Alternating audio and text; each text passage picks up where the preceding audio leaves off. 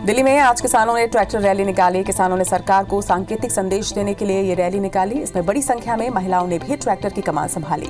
भारतीय किसान यूनियन के राष्ट्रीय प्रवक्ता राकेश टिकैत ने कहा है कि ये मार्च 26 जनवरी को होने वाले ट्रैक्टर परेड का ट्रायल है। कृषि कानूनों के विरोध में चल रहे किसानों के विरोध प्रदर्शन का आज 43वां दिन है। गाजीपुर बॉर्डर पर प्रदर्शन कर रहे किसान आज ट्रैक्टर मार्च उन्होंने निकाला, जिसके चलते ट्रैफिक की परेशानियां बढ़ सकती हैं। वहीं अब तक सरकार और किसानों के बीच हुई बैठक में कोई नतीजा नहीं निकल पाया है।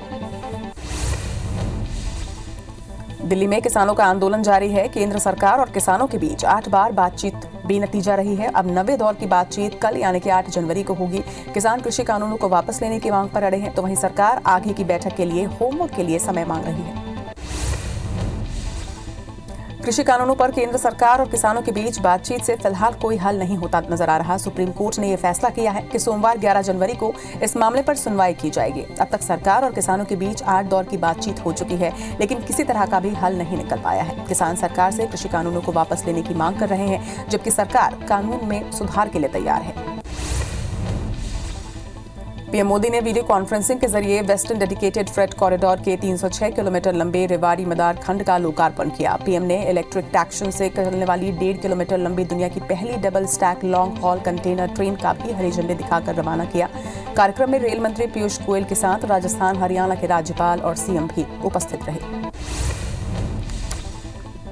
पीएम मोदी ने 1.5 किलोमीटर लंबी मालगाड़ी को हरी झंडी दिखाते हुए कहा कि आज का दिन एनसीआर, हरियाणा और राजस्थान के किसानों, उद्यमियों, व्यापारियों के लिए नए अवसर लाया है।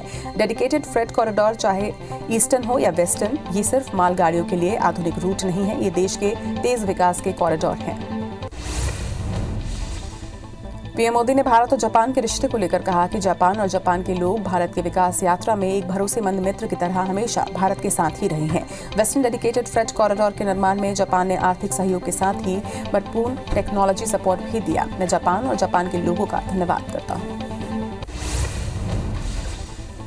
देश में जारी किसान आंदोलन के बीच कांग्रेस ने बीजेपी पर बड़ा हमला बोला है। पूर्व मुख्यमंत्री कमलनाथ ने कहा कि केंद्र सरकार का नया कृषि कानून एमएसपी खत्म करने वाला है। केंद्र कृषि क्षेत्र का निजीकरण कर रहा है। इसके खिलाफ कांग्रेस 16 जनवरी से छिंदवाड़ा में किसान सम्मेलन आयोजित करेगी। इसके बाद एक बड़ा सम्मेलन 20 जनवरी को आयोजित होगा।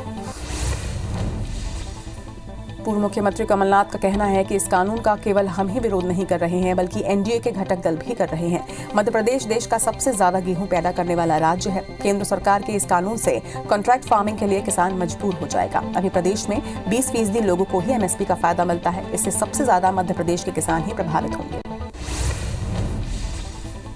पूरे प्रदेश की ही तरह सरगुजा संभाग में भी बारदाने की समस्या अब सामने आ रही है। यही कारण है कि कई धान खरीदी केंद्रों में खरीदी बंद होने की कगार पर है, तो कहीं कहीं धान खरीदी बंद भी हो चुकी है। ऐसे में अब मंत्री अमरजीत भगत ने अधिकारियों के साथ समीक्षा बैठक की, जिस पर बारदाना उपलब्ध कराने पर बातचीत हुई। महासमुंद में संसदीय सचिव द्वारिकाधीश यादव ने प्रेस वार्ता कर केंद्र सरकार पर जमकर निशाना साधा। उन्होंने मोदी सरकार को किसान विरोधी बताते हुए कहा कि भूपेश सरकार 2500 रुपए में धान खरीद रही है, इसलिए केंद्र सरकार परेशान कर रही है। हम अभी तक 60 लाख मीट्रिक टन धान खरीद चुके हैं। जशपुर में कांग्रेस ने पिछड़ा वर्ग प्रकोष्ठ की जिला कार्यकारिणी की घोषणा की है, जिसके बाद पार्टी की किरकिरी हो रही है। दरअसल कांग्रेस ने जिले के मीडिया प्रभारी का दायित्व एक हिस्ट्री शीटर को सौंपा, जो आपराधिक मामले में जेल की हवा खा रहा है। अब कार्यकारिणी की घोषणा के बाद कांग्रेस के लिए ही ये घोषणा परेशानी का सबब बन गई है। मध्य प्रदेश में कल से वैक्सीन का ड्राई रन किया जाएगा। भोपाल को छोड़कर पूरे प्रदेश में वैक्सीन का ड्राई रन होगा। केंद्र सरकार के निर्देश के बाद वैक्सीन का ड्राई रन यहां किया जा रहा है। इसके लिए प्रदेश भर में वैक्सीनेशन के लिए 1158 कोल्ड चेन स्टोरेज बनाए गए हैं। एक सेशन में एक केंद्र में 100 लोगों को टीके लगाए जाएंगे। डूंगरगढ़ नगर पालिका परिषद में 2 महिला सफाई मित्र को ज्यादा उम्र होने का हवाला देकर निकाल दिया गया, जिसके विरोध में सभी महिला सफाई मित्र ने एसडीएम के नाम तहसीलदार को एक ज्ञापन सौंपा है और दोनों सफाई मित्र को काम में बहाल करने की मांग की है। तो वहीं मांगे पूरी नहीं होने पर धरना प्रदर्शन करने की चेतावनी भी दी। ग्वालियर जिले में जमीन बेचने को लेकर धोखाधड़ी का मामला सामने आया है। दरअसल एक दंपत्ति ने अपने ही दोस्त को भरोसे में लेकर 2 साल पहले लगभग 40 लाख के 3 प्लॉट बेचे थे और उसी जमीन के एवज में फाइनेंस कंपनी से पैसा भी लिया था। 2 साल बाद जब खरीदार ने वहां निर्माण कराने के लिए पहुंचे तो फाइनेंस कंपनी ने दस्तावेज दिखाकर काम रुकवा दिया। बाद में पीड़ित ने इसकी शिकायत थाने में दर्ज करवाई। बलरामपुर जिले के राजपुर शहर में एनएच चौड़ीकरण के विरोध और बाईपास की मांग को लेकर विरोध जारी है। कल नगर बंद के बाद आज शहरवासियों ने क्रमिक रूप से 5 दिनों तक भूख हड़ताल शुरू कर दी है। शहरवासियों का कहना है कि जब तक मांग पूरी नहीं होगी प्रदर्शन जारी रहेगा। बलरामपुर में हड़ताल कर रहे पंचायत सचिव और रोजगार सहायकों ने सरकार के लिए सद्बुद्धि यज्ञ किया। बता दें कि पंचायत सचिव 13 दिन से हड़ताल पर हैं, लेकिन उनकी मांगें पूरी नहीं की गई, जिससे वो अलग अलग ढंग से विरोध प्रदर्शन कर रहे हैं। इधर हड़ताल से पंचायत के कामकाज बंद पड़े हुए हैं, जिससे ग्रामीणों को काफी परेशानी का सामना करना पड़ रहा है। जबलपुर में ट्रक और कार में भिड़ंत से 3 लोग घायल हो गए, जिसमें एक की हालत गंभीर बताई जा रही है। हादसे के बावजूद ट्रक ड्राइवर कार को घसीटते ले गया और पूरी घटना सीसीटीवी में कैद हुई है। ट्रक ड्राइवर नशे में गाड़ी चला रहा था। वहीं हादसे के बाद तीनों कार सवारों को रेस्क्यू किया गया। घटना माड़ोताल थाने के खैरी गांव की बताई जा रही है। कोंडागांव के कलेक्ट्रेट कार्यालय के पीछे एक वाहन पलट गया। हादसे में 25 से अधिक महिलाएं घायल हुई हैं। वहीं घायलों में से 5 को जगदलपुर के मेडिकल कॉलेज रेफर किया गया है। वहीं अन्य का कोंडागांव के जिला अस्पताल में इलाज जारी है। बताया जा रहा है कि घायल शोक कार्यक्रम में शामिल होने के लिए कोंडागांव आए हुए थे। दुर्ग जिले के नगपुरा गाँव के गोदाम में आग लग गई। आग की चपेट में आने से एक युवक की मौत हुई है। वहीं मृतक दुकान में सामान लेने के लिए पहुंचा था, जिंदा जलकर उसकी मौत हो गई। घटना पुलगांव थाना क्षेत्र के नगपुरा गांव की है। वहीं पुलिस मामले की जांच में जुट गई है। सिंगरौली जिले में प्रेमिका के प्यार में पागल आरोपी प्रेमी ने पत्नी की गला दबाकर हत्या कर दी और उसके बाद कैरोसिन डालकर उसे आग के हवाले कर दिया। आरोपी का बीते 2 वर्ष से दूसरी औरत से अवैध संबंध था, जिसको लेकर पत्नी से आए दिन विवाद होता था। मामले में पुलिस आरोपी पति को गिरफ्तार कर चुकी है। ग्वालियर में पुश्तैनी मकान की दीवार को तोड़ने पर जेठ और बहू में झगड़ा हो गया। झगड़ा देखते ही देखते खूनी संघर्ष में बदल गया। बाद में महिला ने पुलिस को फोन कर बुलाया, जिसके बाद हमलावरों ने पुलिस की टीम पर भी हमला करने का प्रयास किया, जिसके बाद सभी आरोपी फरार हो गए हैं। इधर पुलिस ने घटना को देखते हुए इलाके में भारी पुलिस बल तैनात किया है और आरोपियों पर मामला दर्ज कर लिया है। उज्जैन के महाकाल थाना के आरोपी आरक्षक सुरेश खोड़े की भेरूगढ़ जेल में हार्ट अटैक से मौत हो गई। बता दें कि बहुचर्चित जिंजर कांड में एसपी, एएसपी, सीएसपी और कई पुलिसकर्मी को हटा दिया गया था। वहीं कुछ पुलिस कर्मचारियों को जेल भेजने की कार्रवाई की गई थी, जिसमें आरक्षक सुरेश खोड़े को भी जेल भेजा गया था, जिसकी देर रात हार्ट अटैक से मौत हो गई। हटा में कच्ची शराब पकड़ने गई पुलिस की टीम का बंजारा समाज के लोगों के साथ झड़प हुआ, जिसमें एएसआई और एक पुलिसकर्मी घायल हुए हैं। इधर बंजारा समाज की महिलाओं ने पुलिस पर झूठे केस में फंसाने का आरोप लगाया है। बहरहाल पुलिस ने सरपंच सहित कई लोगों पर शासकीय कार्य में बाधा सहित कई धाराओं में मामला दर्ज कर लिया है। खजुराहो पुलिस ने अल्टो कार से 12 पेटी अंग्रेजी और देशी शराब जब्त की है, जिसकी कीमत करीब 1.5 लाख रुपए बताई जा रही है। मुखबिर की सूचना पर पुलिस ने राजनगर से खजुराहो की ओर आ रही अल्टो कार को धर दबोचा। वहीं अंधेरे का फायदा उठाकर कार चालक मौके से फरार हो गया। आरोपी के खिलाफ आबकारी एक्ट के तहत मामला दर्ज कर उसकी तलाश की जा रही है।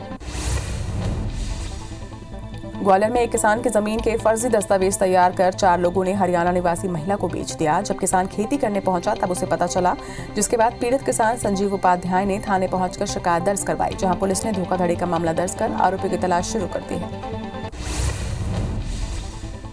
महासमुंद पुलिस ने 10 लाख रुपए के 400 नग हीरे के साथ एक तस्कर को गिरफ्तार किया है। पिथौरा पुलिस को सूचना मिली कि हीरे की बिक्री के लिए एक व्यक्ति ग्राहक तलाश रहा है, जिसके बाद पुलिस ने हीरा तस्कर भारत भोई को 400 नग हीरे के साथ गिरफ्तार किया। हीरे की कीमत करीब 10 लाख रुपए बताई जा रही है। सागर लोकायुक्त ने बिहार कृषि विस्तार विभाग के सब इंजीनियर को 25,000 की रिश्वत लेते गिरफ्तार किया। आरोपी ने कौशल विकास योजना के तहत सब्सिडी जारी करने के एवज में हितग्राही सनी से 35,000 रुपए रिश्वत मांगी थी, जिसकी शिकायत सनी ने लोकायुक्त से की थी, जिसके बाद ये कार्रवाई की गई। नरसिंहपुर में फेसबुक पर प्रेम और फिर धोखे का मामला सामने आया है। इस मामले में आरोपी एक पुलिस आरक्षक है, जिसके खिलाफ युवती ने एसपी को शिकायत कर न्याय की गुहार लगाई। युवती गडरवाड़ा की रहने वाली बताई जा रही है, जिसकी रायसेन में पदस्थ पुलिस आरक्षक यशवंत जाटव से फेसबुक पर जान पहचान हुई और फिर दोनों का मिलना जुलना भी शुरू हो गया, लेकिन शादी की बात पर युवक ने युवती से मुंह मोड़ लिया।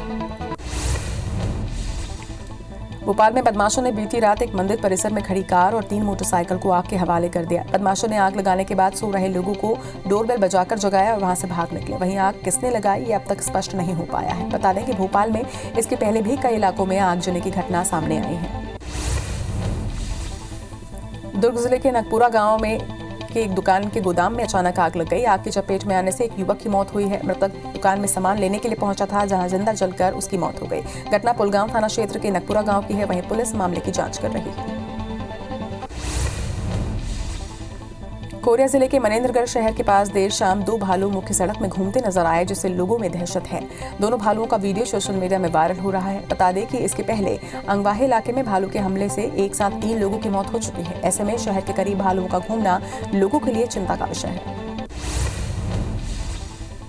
छत्तीसगढ़ में 24 घंटे में कोरोना के 1050 नए मरीज मिलने से आंकड़ा 2,85,000 को पार कर चुका है, तो वहीं एक्टिव मरीजों की संख्या 9,109 पर पहुंच चुकी है। 10 मरीजों की मौत के साथ आंकड़ा 3,447 पर पहुंच चुका है। 957 मरीज के डिस्चार्ज होने के बाद आंकड़ा 2,73,000 को पार कर गया है। वहीं दुर्ग में 130 और राजनांदगांव में 94 नए संक्रमितों की पुष्टि की गई है। देश में कोरोना संक्रमितों की संख्या 1,03,95,000 के पार पहुंच चुकी है। देश में अब तक 1 करोड़ से ज्यादा मरीज ठीक हुए हैं। वहीं कोरोना से अब तक 1,50,372 मरीजों की मौत भी हो चुकी है। देश में एक्टिव केस 2,25,000 पर हैं। वहीं पिछले 24 घंटे में 20,000 से ज्यादा नए मरीज सामने आए हैं। दुनिया भर में कोरोना संक्रमितों की संख्या 8,76,00,000 के पार पहुंच चुकी है, तो वहीं कुल मौत का आंकड़ा 18,90,000 को पार कर गया है। अब तक दुनिया में 6,31,00,000 से ज्यादा मरीज हालांकि सही ठीक हुए हैं। वहीं दुनिया में 2,26,00,000 से ज्यादा एक्टिव मरीजों का इलाज इस वक्त जारी है। विश्व में अमेरिका कोरोना संक्रमण में अब भी पहले नंबर पर बना हुआ है। अमेरिका में राष्ट्रपति चुनाव के नतीजों पर सियासी खींचतान जारी है। नतीजों को लेकर अमेरिकी संसद की बैठक से पहले ट्रंप समर्थकों ने कैपिटल बिल्डिंग पर हंगामा किया। समाचार एजेंसी एपी के अनुसार हंगामे के दौरान 4 लोगों की मौत हुई है। हालांकि ट्रंप ने अपने समर्थकों से शांति की अपील की है। वहीं सुरक्षा के मद्देनजर कैपिटल बिल्डिंग को बंद कर दिया गया है। अमेरिका में ट्रंप के समर्थकों ने कैपिटल बिल्डिंग पर हंगामा किया। हंगामे के दौरान अब तक 4 लोगों की मौत हो चुकी है, जिसके चलते कांग्रेस को मजबूरन अपनी कार्यवाही स्थगित करनी पड़ी। स्थितियां खराब होते देख वाशिंगटन डीसी में 15 दिन के लिए आपातकाल घोषित कर दिया गया है। अमेरिका के जॉर्जिया के चुनावों में धांधली के आरोपों के बाद राष्ट्रपति डोनाल्ड ट्रंप के समर्थकों ने हिंसक प्रदर्शन शुरू कर दिया है। इन समर्थकों ने वोटों की गिनती रोकने की कोशिश करते हुए कैपिटल भवन में घुसने की कोशिश की। वहीं पुलिस के रोकने के बाद यहां हिंसा भड़क उठी, जिसमें अब तक 4 लोगों की मौत हो चुकी है। अमेरिका में एक बार फिर ट्रंप समर्थकों ने सड़कों पर उतरकर हंगामा किया। इस बार वाशिंगटन स्थित कैपिटल हिल में डोनाल्ड ट्रंप के समर्थकों ने हथियार के साथ बवाल किया, सीनेट पर कब्जे की कोशिश की और इस सबके बीच ट्विटर, फेसबुक, इंस्टाग्राम और यूट्यूब ने अमेरिकी राष्ट्रपति डोनाल्ड ट्रंप के पोस्टर अकाउंट को लॉक कर दिया है।